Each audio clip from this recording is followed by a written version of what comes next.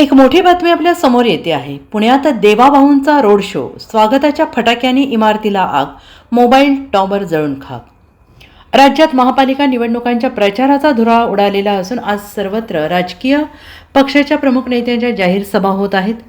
मुख्यमंत्री देवेंद्र फडणवीस यांनी नाशिकच्या गोदावरी काठावर सभा घेतल्यानंतर पुण्यात रोड शोसाठी दाखल झाले आहेत. दुसरीकडे मुंबईत ठाकरे बंधूंची एकत्र जाहीर सभा होते आहे. त्यामुळे मुंबईसह महाराष्ट्राचे लक्ष मुंबईकडे लागलेले असतानाच पुण्यात देवेंद्र फडणवीस यांच्या स्वागतासाठी उडवण्यात आलेल्या फटाक्यांमुळे आगीची घटना घडलेली आहे.